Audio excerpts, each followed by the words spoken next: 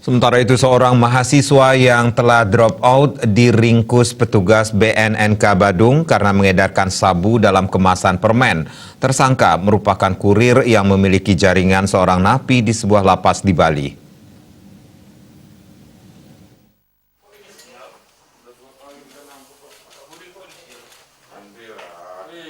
NB, pria 29 tahun, ditangkap petugas BNNK Badung di Jalan Uluwatu, Jimbaran, Kutai Selatan.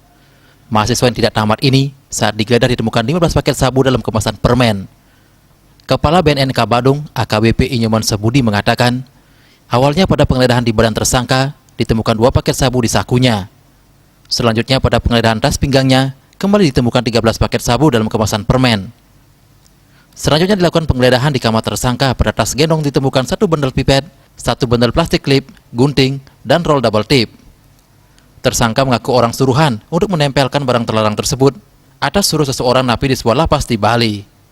Dalam penyelidikan, tersangka juga merupakan orang kecanduan obat-obat terlarang dan masih dalam tahap rehabilitasi. Penggeledahan terhadap badannya ditemukan pada saku celana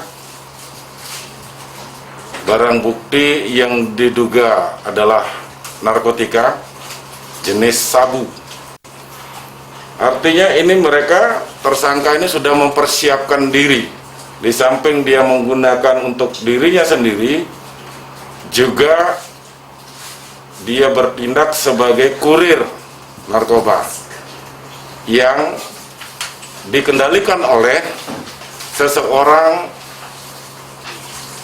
yang berada di dalam salah satu lapas di Bali. Akibat perbuatannya, tersangka NB dijerat pasal 114 Undang-Undang RI Nomor 35 Tahun 2009 tentang narkotika. Kini petugas BNNK Badung masih memperdalam pemeriksaan terhadap NB guna mengungkap jaringannya. Rais Wantara, Bali TV.